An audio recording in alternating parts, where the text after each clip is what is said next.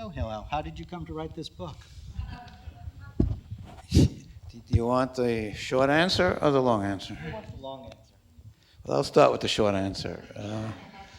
And the short answer is that about 10 or 12 years ago, I was asked by the New Republic to write a review of a new English translation of Jabotinsky's novel, The Five, which is a novel set in Odessa, Jabotinsky's birthplace, in the beginning of the 20th century.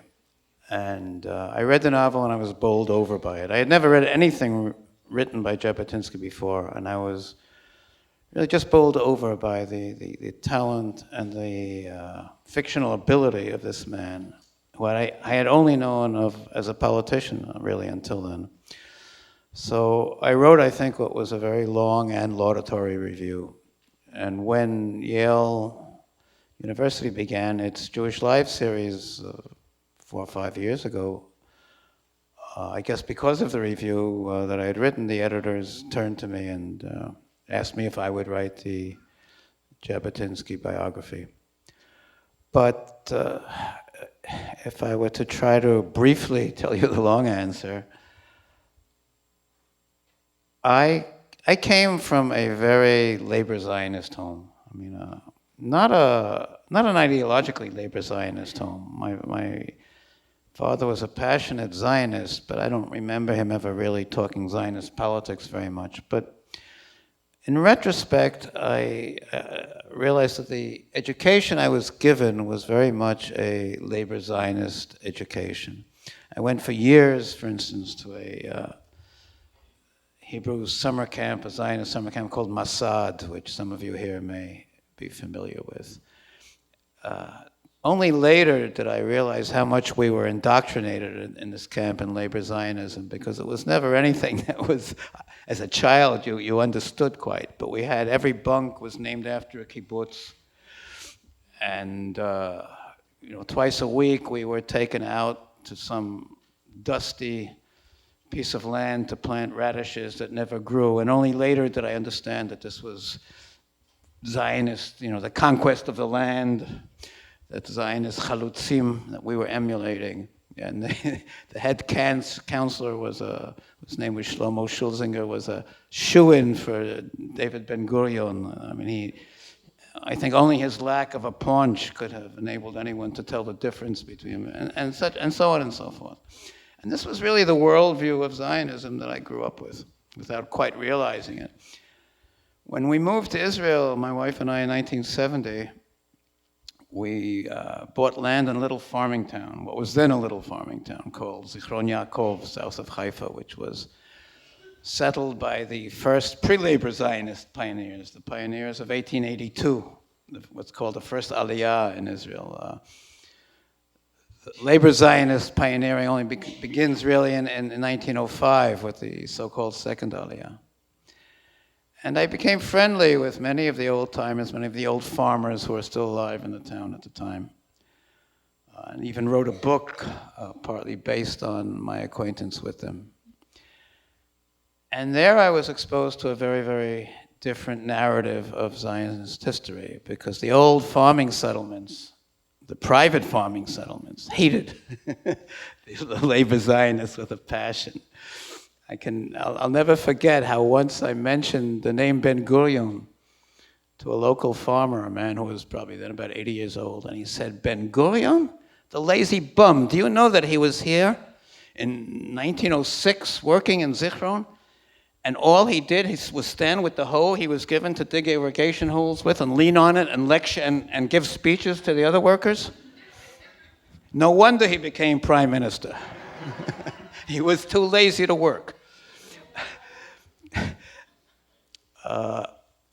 But being exposed over the years to this other world, I think was for me the beginning of an entire reevaluation in the way of my thinking about Zionism, because I realized there was more than one story, more than one Zionist story and more than one Zionist narrative. I mean, today we hear about Zionist narratives and Palestinian narratives, but there was more than one Zionist narrative.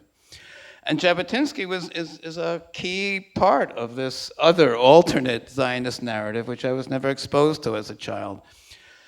So that I think when I came across his book and his novel, and later when I was asked to write this book, I was very ready to explore the man and very curious to explore the man. And that's the long answer. Well then, perhaps now it's time to introduce the man himself, Jabotinsky. Okay, you had asked me to read really two passages. Yeah, what I thought is that you would choose as you have an early passage and a late passage, but first just to tell us a bit about this passage. This first passage is one about his childhood, correct? The first passage is a passage that occurs at the beginning of the book. It's about Jabotinsky's upbringing in Odessa in the 1880s and 1890s. And we should say that what's the standard picture of his Well, upbringing? Jabotinsky was by many of his own Zionist, Eastern European Zionist contemporaries, and is today by many contemporary Jewish historians considered to have come from what's called an assimilated Jewish background. And there's a version of Jabotinsky that he came from a very assimilated Jewish home. He discovered Zionism only when he was in his early 20s, and he was a kind of born-again Jew and became a born-again Jew via Zionism and via his discovery of it. And as I argue, I think in my book, this is very far from the truth. Jabotinsky came from a home where his Yiddish-speaking mother, he himself was raised in Russian, but his Yiddish-speaking mother lit Sabbath candles every Friday night and kept a kosher kitchen.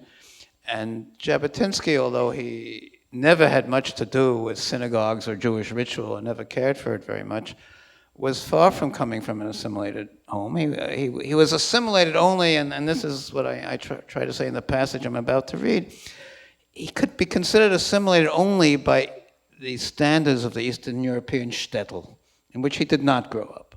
He grew up in Odessa, which was a very different kind of place than the shtetl. So here's the first of the passages that I'd like to read. It will take me about 5-6 minutes, I guess. All this does not add up to an assimilated Jewish background. Why then did the myth of one develop? In part because to other Eastern European Zionist leaders of his generation, like Chaim Weizmann and David Ben-Gurion, Jabotinsky really did seem a kind of half-breed. The Weizmanns and Ben-Gurions were products of the shtetl. They were raised in Yiddish, were given their first education in the Cheder, the religiously Orthodox Jewish schoolhouse in which secular subjects were rarely taught, socialized as boys exclusively with other Jewish youngsters, and learned the languages of the generally anti-Semitic Poles, Lithuanians, Ukrainians, and Belarusians, among whom they lived, only later. Their world was divided into Jews and non-Jews, the latter viewed as alien and hostile. Ben-Gurion, who in the 1930s headed the more diplomatically and territorially compromising Zionist left against the more militant right led by Jabotinsky, once remarked that the latter was the only Zionist politician he knew who had not the slightest instinctive fear of Gentiles and could never be intimidated by them. Although this was meant as a compliment, the inference was, as Weizmann was to put it more boldly in his autobiography, Trial and Error, that Jabotinsky had something not at all Jewish about him. This might have been a reasonable way of describing Jabotinsky had he grown up elsewhere than Odessa. Only in Odessa could an Eastern European Jew feel both deeply Jewish and totally at ease among non-Jews, because only there did Jews and non-Jews mix in truly neutral spaces. Early on in The Five, that's Jabotinsky's novel that I spoke of, the narrator, recalling his years as a young Odessan journalist who frequented the town's writers' club, remarks, "Looking back on all this some 30 years later, I think that the most curious thing about it was the good-natured fraternization of nationalities. All 8 or 10 tribes of old Odessa met in that club, and in fact, it never occurred to anyone, even in silence, to note who was who. In our homes, it seemed, we lived apart, but we had yet to wonder why this was so, unconsciously considering it simply an indication of temporary oversight. and the Babylonian diversity of our common forum, a symbol of a splendid tomorrow. It was Yehuda Leib Gordon who had famously counseled Russian Jews, be a Jew at home and a human being when you leave it. Yet while societies in which one could live Jewishly in one's private life and as a citizen of the world outside it existed in many places in Europe in the second half of the 19th century, in Berlin, Paris, and Vienna, for example, all capitals of countries where Jews were fully emancipated, or in Herzl's Budapest, this was possible in Tsarist Russia, in Odessa alone. It was not as an assimilated Jew that Jabotinsky grew up there, but as the anomaly of a Western or Central European type Jew in Eastern Europe. The feeling of many Eastern European Zionists that he was not one of them, the inner life of Jewry had left no trace on him, wrote Weizmann, was of a piece with their attitude toward Western and Central European Zionism as a whole. Such feelings were also had about Herzl. He too was raised more Jewishly than was commonly acknowledged by his Eastern European critics, who misattributed much of what they disliked about him to a total absence of Jewish roots. Nor was it only they who thought his Zionism derived from a born-again sense of Jewish identity that he did not grow up with. Many of his followers also regarded him as a Moses figure, a Jew raised in Pharaoh's court, as it were, with no sense of connection to his fellow Israelites. Part of the fascination of Moses' story lies in his having adopted the persecuted people of his ancestors when he could have led the privileged life of an Egyptian prince. And a similar legend accrued to Herzl.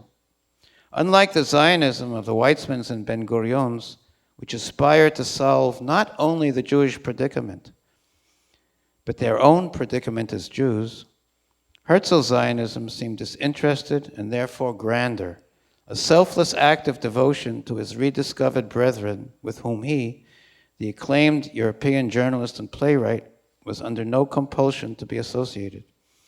For his self-sacrifice, Jews felt awe and gratitude.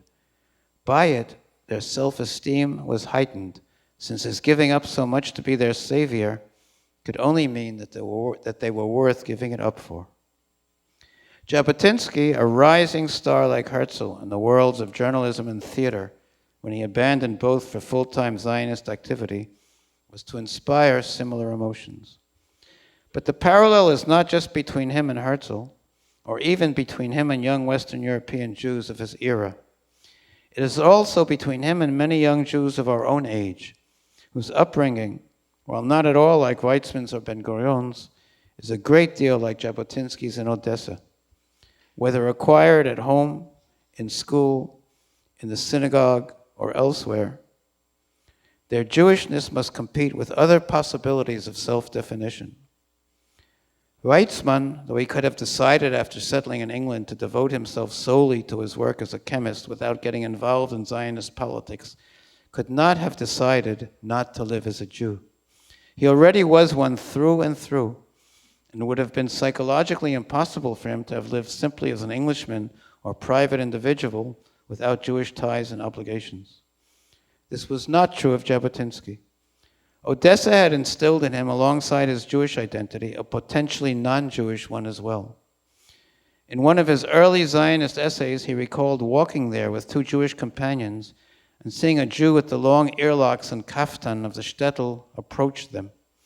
Although the man felt clearly nervous to be so conspicuously Jewish in a Russian crowd, he was also, Jabotinsky reflected, more sure of himself than they were, because they had from, quote, childhood on grown up with the knowledge that we were Jewish but didn't have to be.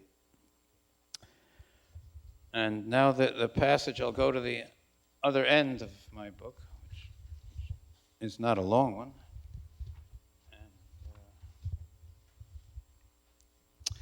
The passage I'm now about to read just demands also a very brief introduction. In the epilogue of the book, which this comes from, I bring Jabotinsky back to life, as it were, for an hour's conversation with him in a cafe in Paris, where Jabotinsky lived for many years and was a city he loved greatly.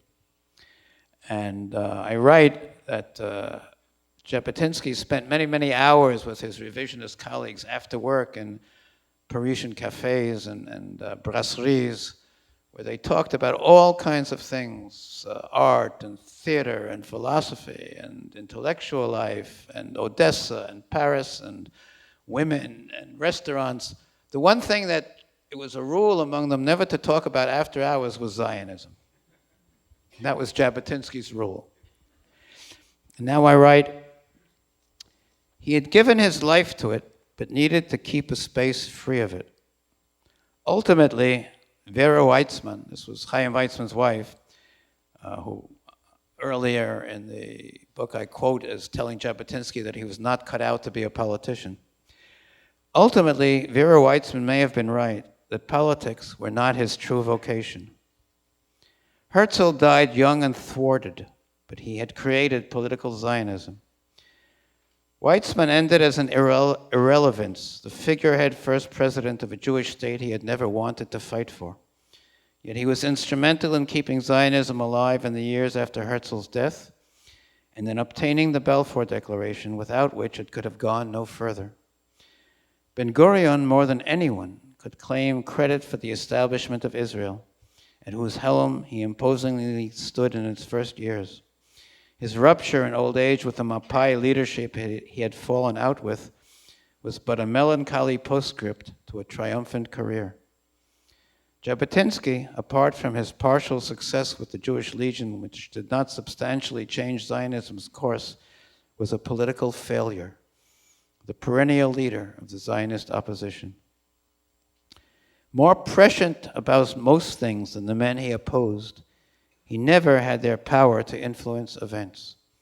He was one of the first to anticipate that England would win World War I and drive the Turks from Palestine, and that Zionism's future lay with it. He foresaw ahead of others that British governments would betray the Balfour Declaration unless sufficient pressure was exerted on them not to. He understood from the start that socialism could not develop the economy of Palestine fast enough to attract massive Jewish immigration and was not in the long run a viable economic system. He grasped early on that European Jewry was on the verge of a catastrophe from which it could be saved only by a Jewish state. He realized before anyone that the struggle for Palestine would be decided by a Jewish-Arab war. Weitzman and Ben-Gurion eventually came to see these things too. Ben-Gurion sometimes sooner than Weitzman, but Jabotinsky saw them sooner than either of them. Was he responsible for his own failure? Could he have gained control of the Zionist movement had he made less stubborn, less prideful, tactically wiser decisions? Fought say to return to Palestine in 1930, when he was banned from it by the British, or chosen to stay in the Zionist organization in 1934, which is when he seceded from it. History has no answers to what-if questions.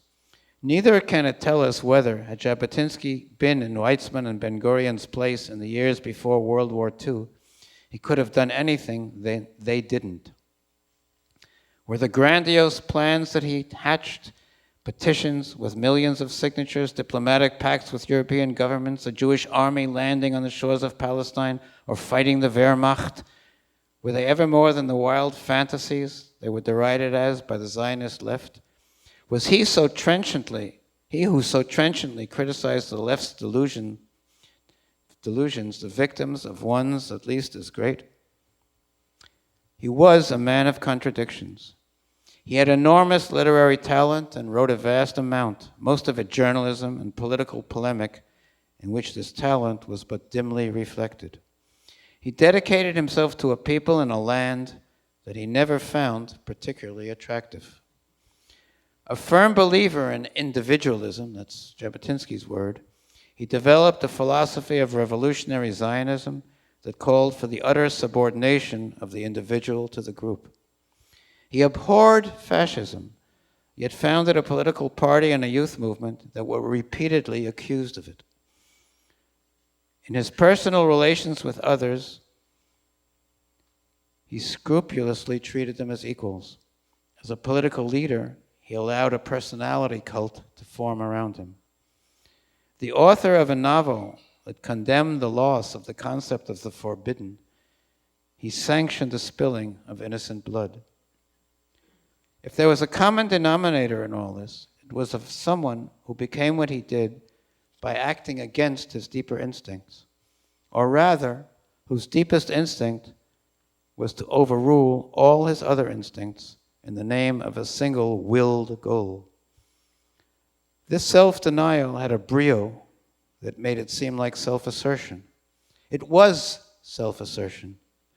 Perhaps here lies the resolution of the paradox of freedom and duty that had already occupied him as a young man in Odessa.